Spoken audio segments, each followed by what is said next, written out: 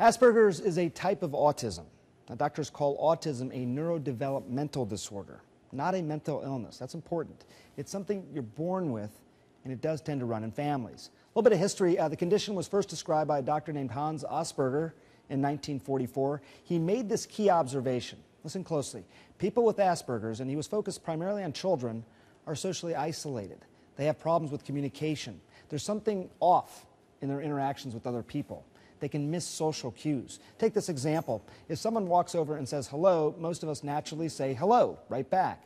A child with Asperger's, that doesn't come as instinctively. They lack what you might call social intuition.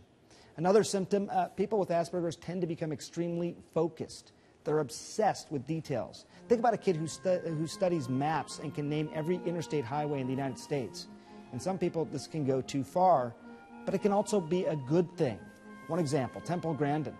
She has Asperger's, and she's written 6 books. She's a top expert in designing facilities for livestock.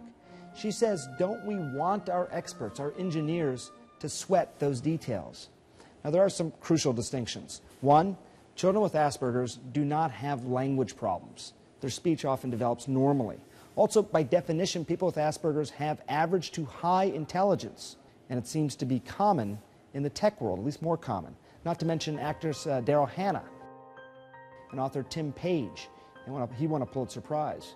There's a common misconception that people with Asperger's lack empathy. Now, if you look closer, you'll see that this isn't necessarily true. In fact, people with Asperger's tend to be bad at recognizing emotions in other people. But research and experience show this. They do relate to those emotions. In fact, it can be extremely intense, almost like they feel too much for other people, even animals. Grandin, she became famous for developing humane livestock pens. She could put herself in the animal's place. She says she could feel their pain. We also know that Asperger's is not associated with violence like the Connecticut school shootings. People with Asperger's can be easily frustrated, and children are prone to tantrums, but there is zero evidence that they're more likely to plan violence or want to hurt others. In fact, they're much more likely to be targeted, to be bullied themselves. There's no medication to treat Asperger's, but therapy can help children and even adults to become less awkward. Missing social skills can be taught to a point. Now, come May, Asperger's won't technically even exist anymore. In the new diagnostic manual, it's just part of autism disorder.